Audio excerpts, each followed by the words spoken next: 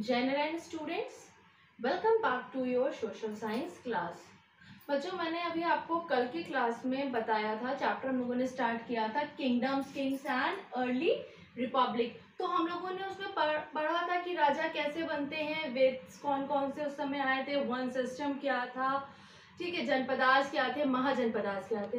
तो जब हमने महाजनपदास के बारे में पढ़ा था तो वहां पर हमने दो चीजें देखी थी जो जनपदास से डिफरेंट थी, कि वहां पे जो रूलर्स थे वो क्या बिल्ड कर रहे थे, ह्यूज फोर्स बिल्ड कर रहे थे और मेंटेनिंग आर्मी, यानी आर्मीज को मेंटेन कर रहे थे। और वो उनके लिए इनको क्या चाहिए था, बड़ी बड़ी ऊंची ऊंची दीवारें फोर्ट्स बनवाने के लिए इनको रिसोर्सेज की जरूरत थी, सामान की जरूरत थी, और आर्मीज को वो सैलरी पे कर रहे थे। So for that they need more resources. Janapadas में क्या था, जो रूलर्स थे वो ओकेजनल गिफ्ट्स के ऊपर डिपेंड करते थे, बट इन महाजनपदास इनको ये सब चीज मेंटेन करने के लिए ये ओकेजनल गिफ्ट्स के ऊपर डिपेंड नहीं कर सकते थे। So they have started taking the taxes. So आज हम पढ़ेंगे टैक्सेस। टैक्सेस किस तरीके से लिए जाते थे, फिर एग्रीकल्चर में भी चेंज आया था, चेंज करने का तरीका हुआ था, किस तरीके से वो एग्रीकल्चर कर रहे थे। फिर हम दो चीजों के ऊपर देखेंगे, a closer look to Magadh and Vajji, these were the two important cities of that time. Then Ajasattu and the Vaji. Ajasattu was a king who want to conquer the Vaji. So we will see this in the slides. So let's see the slides. Students, तो आज हम पढ़ने जा रहे हैं taxes कि what are the taxes and why they are taking. So with increased spending king needed more resources, यानी कि आपने देखा था कि जो राजा थे महाजनपदास के, वो फोर्ट्स बिल्ड कर रहे थे, आर्मीज़ को मेंटेन कर रहे थे, जैसा कि मैंने अभी आपको बताया। तो उनके लिए वो ऑफिशियल गिफ्ट्स के ऊपर डिपेंड नहीं कर रहे थे, जस्ट लाइक जनपदास के राजा करते थे। So they are started collecting a regular taxes. उन्होंने टैक्सेस कलेक्ट करना शुरू किया। For that they need a officer to collect these resources.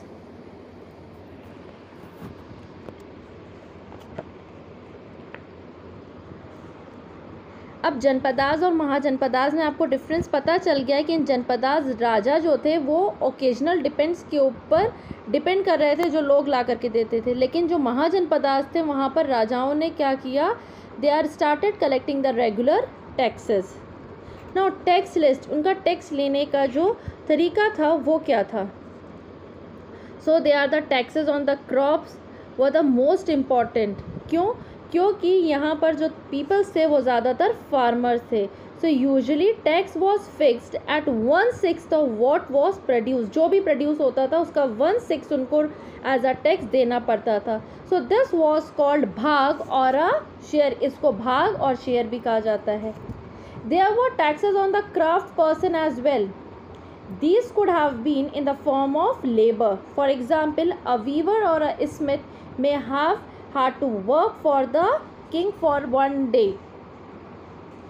Herders were also expected to pay taxes, mostly in the form of animals and animal produce. There were the taxes on the goods that were brought and sold through trades. Hunter and gatherers also had to provide forest produce to the king, यानी कि उनको जो भी forest से मिलता था वो उनको राजा को देना पड़ता था। Now changes in agriculture. अब एग्रीकल्चर में क्या चेंजेस आए।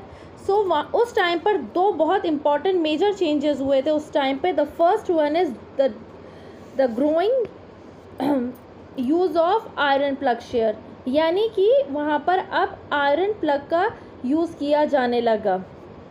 This meant that the heavy clayey soil could be turned over better than with the wooden plough share, so that more grains could be produced. जो दूसरा था वो था people began transplanting paddies, यानी कि this meant that instead of scattering seed on the ground from which plants would sprout, saplings were grown and then planted in the fields, यानी कि पहले उनकी सैम्पलिंग बनाई जाती थी फिर उसके बाद उसे ग्रो किया जाता था। सो आपको क्या लग रहा है, ये आइडिया बहुत ही क्या कहते हैं, इससे प्रोडक्शन तो इंक्रीज़ हो रहा था, लेकिन ये क्या था, बहुत ही मेहनत का काम था। यानी कि it however it was back breaking work. इसको करने के लिए स्लेव्स, मैन एंड वुमेन जिन्हें दास और दासीज कहा जाता था वो काम करते थे, एंड लैंडलेस एग्रीकल्चरल लेबरर्स जिनको हम कामकाज कहते हैं, hard to work to do this. Now a closer look to Magadha. Magad became the most important Mahajanpada in about 200 years. Resources in the Magad. क्यों हुआ था? Many rivers such as Ganga and Son flowed through Magad. ये दो नदियाँ वहाँ से गुजरती थी. This was important for transport, water supplies, making the land fertile. अब जो रिवर्स थी उनसे क्या हो रहा था? वाटर सप्लाई मिल रहा था, लैंड वहाँ का बहुत फर्टाइल था और ट्रांसपोर्टेशन हो रहा था. So the parts of the Magadha were forested. Benefits of these forest. अब इन फॉरेस्ट से बेनिफिट्स क्या थे? Elephants which lived in the forest could be captured and trained for the armies. Forest also provide wood for building houses, carts and chariots. इसके अलावा वहाँ पर क्या मिल रहा था? आयरन ओर की माइंस थी. So there were the iron mines in the region. Benefit of the mines. अब इनके बेनिफिट्स क्या थे ये मैं आपको बताती हूँ. सो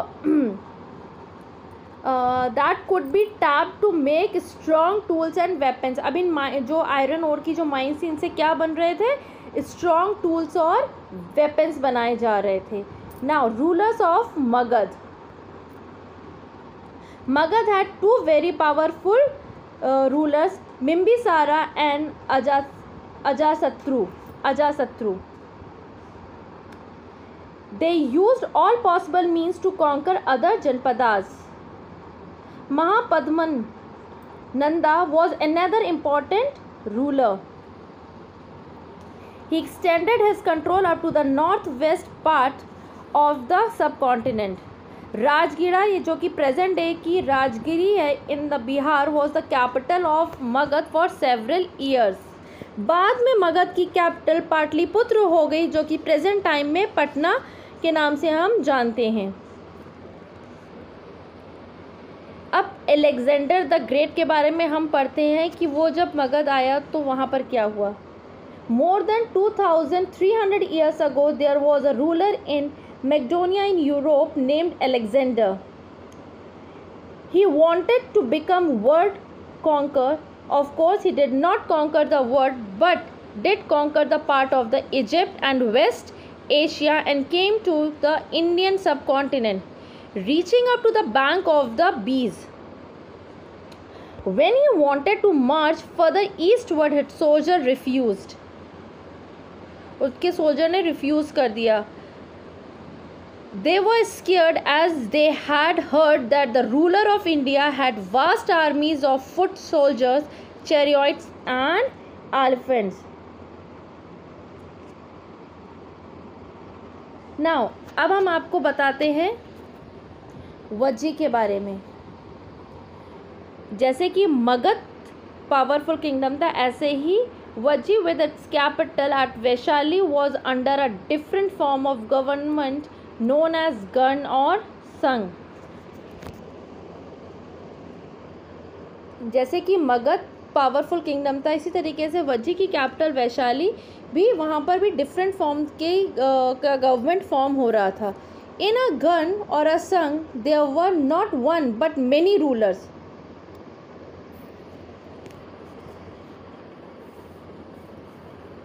Now what is Gan or Sangh? In a Gan or a Sangh, there were not just one but many rulers. Sometimes even thousands of men ruled together. Each one of was known as the Raja. These Rajas performed rituals together. They also met in assemblies and decided what had to be done and how through discussion and debates. मैं एक आपको example लेकर के बताती हूँ. If they were attacked by any enemy, they met to discuss what should be done to meet the threat. However, women, das and kamkars, जो कि क्या थे? लेबर थे, लैंडलेस लेबर्स थे, could not participate in these assemblies, और इन assemblies में इनको participate करने की परमिशन नहीं थी। फिर से मैं एक बार आपको गण और संघ के बारे में बता देती हूँ। गण is used for group that has many members. गण का मतलब क्या होता है? एक ग्रुप जिसमें बहुत सारे मेंबर्स होते हैं। संघ मीन्स ऑर्गेनाइजेशन और association.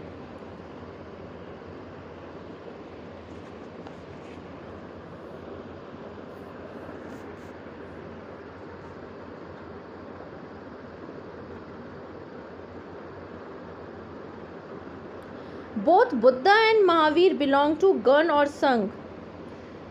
Some of the most vivid description of the life of in the Sangh can be found in the Buddhist book. Buddhist की बुक में गण के बारे में और संघ के बारे में बहुत ही डिटेल दिया गया है, जिसमें एक दिक निकाया करके बुक है जिसमें इसके बारे में लिखा गया है। Written in 2300 years ago, contains some of the speeches of the Buddha.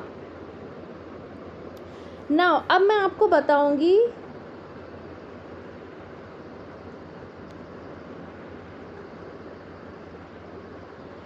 अजासत्तु and the वजीज के बारे में। जो अजासत्तु थे वो वजी के ऊपर अटैक करना चाहते थे, तो उन्होंने अपने मिनिस्टर को यानी वास्कारा को बुद्धा के पास भेजा उनकी एडवाइस लेने के लिए।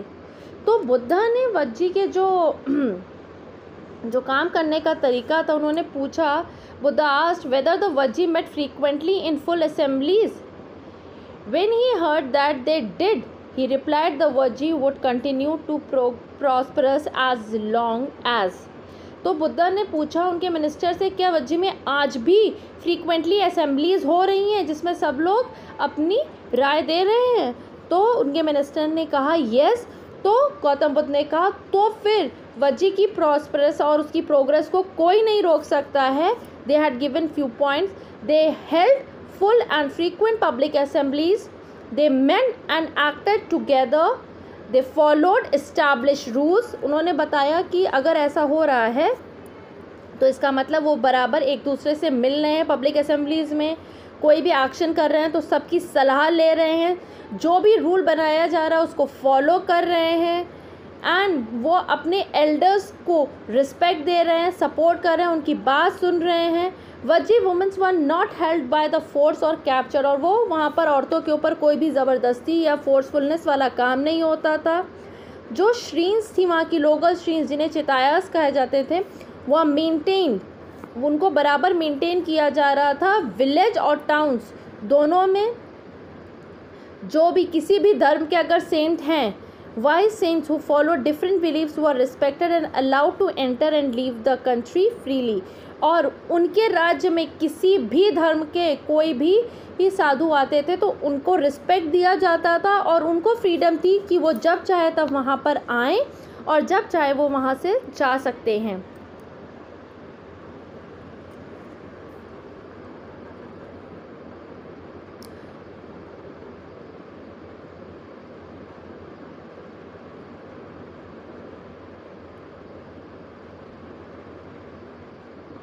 ये हमें अकाउंट जो मिला है जिसके बारे में मैंने अभी बताया, तो ये दिक निकाया जो बुक है उसमें ये मेंशन किया गया था कि वो फ्रीक्वेंट असेंबलीज़ में मिल रहे हैं, कोई भी काम कर रहे हैं तो एक दूसरे की सलाह लेकर के कर रहे हैं, रूल्स को फॉलो कर रहे हैं, एल्डर्स को रिस्पेक्ट दे रहे हैं, वुमेंस के ऊपर फोर्सफुली या कोई भी इस तरीके का दबाव दे करके काम नहीं कराया जा रहा है। श्रीन्स जो कि चतायास जिनको बोला जा रहा है उनको गाँव और शहरों दोनों में मेंटेन किया जा रहा है। किसी भी धर्म के कोई भी गुरु वहाँ पर आ रहे हैं तो उनको रिस्पेक्ट मिल रही है, उनको शहर में आने और जाने की फ्रीडम है। तो उन्होंने कहा अगर वो ये सब कर रहे हैं तो आप उनकी तरक्की को नहीं रोक पाएंगे। गण और संघ, rajas of powerful kingdom try to conquer the sangh, nevertheless they lasted for a very long time till about 1500 years ago. When the last of the Gans or the Sanghs were conquered by the Gupta rulers, about whom you will read in chapter number 11, जिसके बारे में आप chapter number 11 में पढ़ेंगे। यानी कि जो राजा थे वो बहुत ही पावरफुल थे, the Raja of the powerful kingdom जो थे उन्होंने बहुत कोशिश करी इन संघ के ऊपर कॉन्कर करने के लिए, लेकिन वो सक्सेसफुल नहीं हुए। लास्ट में गुप्ता रूलर ने इनके ऊपर कॉन्कर हासिल किया था, जिसके बारे में आप आगे पढ़ेंगे। अब इन सब के अलावा मैं आपको एक और चीज़ बताऊंगी, Greece and Athens in your atlas. आपने देखा होगा आपने अपने एटलस में, तो उस टाइम पे करीब अराउंड 2500 ईयर्स अगो जो पीपल थे एथेंस के, वो जो गवर्नमेंट फॉर्म करते थे वो थी डेमोक्रेसी। वहाँ पर जो गवर्नमेंट थी दैट इज़ डेमोक्रेसी, और विच लास्टेड फॉर अबाउट 200 ईयर्स। यानी कि उस समय भी एथेंस में डेमोक्रेटिक गवर्नमेंट फॉर्म हो रही थी। All free men over the age of 30 years were recognized as full citizen. There were then assemblies that met at least 40 times in a year to decide on important matters. 40 बार एक साल में 40 बार meeting होती थी जिसमें वो important matters पे decision लेते थे। All citizens could attend these meetings. Appointments for many positions were made through lottery. Lottery system के थ्रू वहाँ पर अपॉइंटमेंट्स किए जाते थे।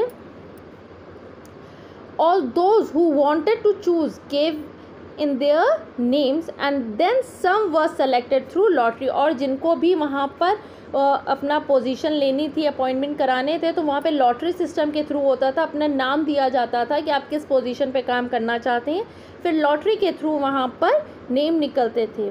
जो भी सिटीज़न वहाँ पर थे, citizens were expected to serve in the army and the navy.